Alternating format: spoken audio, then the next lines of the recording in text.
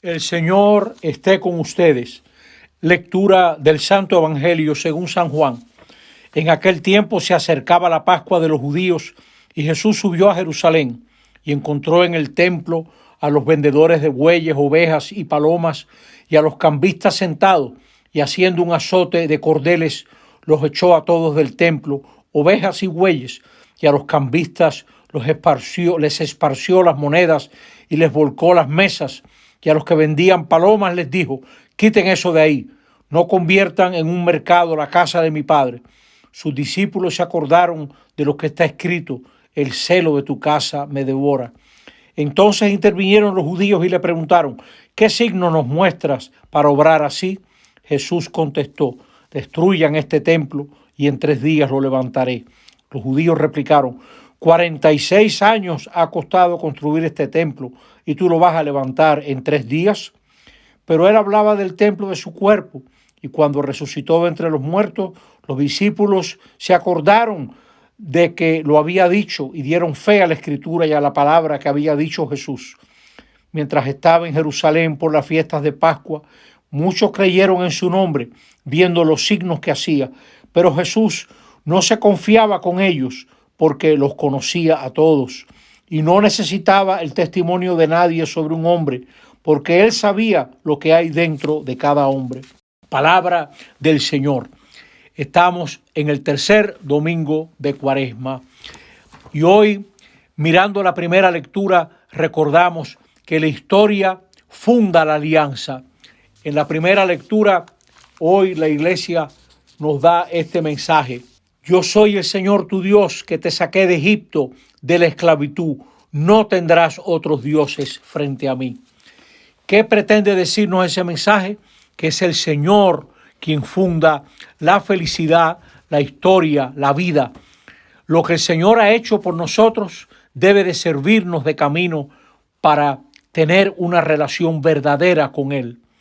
La historia funda la alianza, por eso Dios es único, porque es el único que nos ha liberado. Y así nos previene de la idolatría, de adorar dioses falsos, porque ningún Dios trae libertad, solo el Dios verdadero.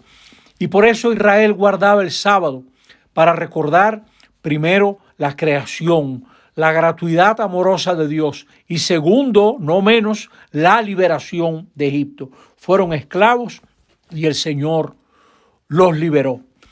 Y ahora llega Jesús al templo en este evangelio que hemos leído y se encuentra todo ese negocio, todo ese montaje en provecho de los que controlan el templo. El templo ha dejado de ser un lugar de encuentro entre Dios y el hombre y se ha vuelto un mercado. El culto ya no hace presente la historia que interpela, la historia de gratuidad que nos deja delante de un Dios generoso que nos ha librado, que nos ha salvado. Y entonces uno tiene que actuar en consecuencia. Ese es el sentido de los mandamientos, los caminos de la alianza, los caminos que preservan la relación. Te libré, tú tienes que ser liberador. Te saqué de Egipto, tú no debes de maltratar a nadie. Cada israelita, a partir de los 20 años, tenía que pagar una monedita, medio ciclo de plata al templo. Cada pecado cometido exigía una expiación que se realizaba en un sacrificio en el templo. La mujer también muchas veces debía pagar un tributo por la menstruación porque a ella se le cargaba la impureza. El templo no aceptaba moneda extranjera, tenía su propia moneda y eso le servía también de fuente de provecho. El templo era un inmenso negocio, tenía campos, rebaños, carnicerías, talleres, era una potencia económica gigantesca y eso lo sabían los fariseos, los saduceos. Todo el mundo sabía que el templo era la pieza clave de la economía de Jerusalén. Y ahora Jesús viene con un gesto profético para derrumbar ese ídolo, para derrumbar esos negocios. Solamente respeta a la gente que vendía palomas, ofrenda de gente pobre, porque si le suelta las palomas a los pobres no podrán recogerlas. El dinero se recoge de las mesas que ha tumbado. Unas cuantas mesas. Jesús no cambió todo el templo. ¿Qué mensaje nos está dando? Contra el culto podrido, contra esa mercadolatría. Invita a relacionarse con Dios, como dice en el capítulo 4 de Juan, en espíritu y verdad. Según la historia que hemos vivido, Jesús les dice: no conviertan en mercado la casa de mi Padre. Cuando queremos negociar con Dios, cuando queremos aplacar a Dios porque pensamos que es tacaño, que es injusto, cuando nos preguntamos qué le vamos a sacar a Dios, cuando basamos nuestra religión en lo que construimos y no hacemos ningún esfuerzo por escuchar a Dios, entonces nuestra fe y nuestra religión se vuelven un mercado. Hay que luchar contra el comercio con Dios. Hay que quitar todo ese negocio, todo ese provecho que queremos sacar. Creer es dejar que Dios nos dé la fuerza y la sabiduría que vienen de Dios. Y eso hay que pedirlo. Hay que sacarle el tiempo a Dios. Hay que ir hacia Él sin esperar ningún provecho. Por eso no eran suficientes las palabras. Hacía falta un gesto. Jesús, con ese gesto, abre la posibilidad de que la gente piense cómo van a relacionarse con Dios. Y cuando dice, destruyan este templo, está hablando de Él mismo, de su cuerpo, porque ese es el verdadero punto de encuentro con Dios. La Cuaresma nos adentra en una nueva profundidad para cuestionarnos contra un Dios indiferente, contra un Dios apático con el cual hay que negociar.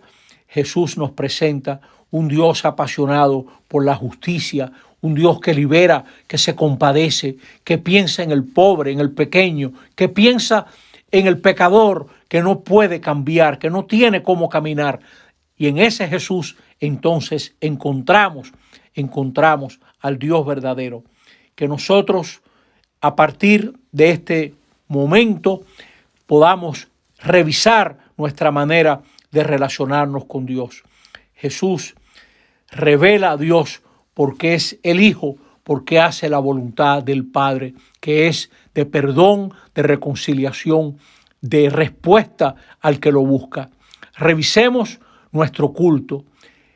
¿Hace presente la historia de Dios con nosotros? ¿Hace presente lo que Dios ha sido para nosotros? De ahí viene la verdadera exigencia. El Señor ha sido generoso y grande como nosotros, y ahora nos toca a nosotros. Por eso todo el que celebra queda encaminado para hacer el bien. Así sean nuestras celebraciones. Así nos bendiga Dios en esta Cuaresma. Amén.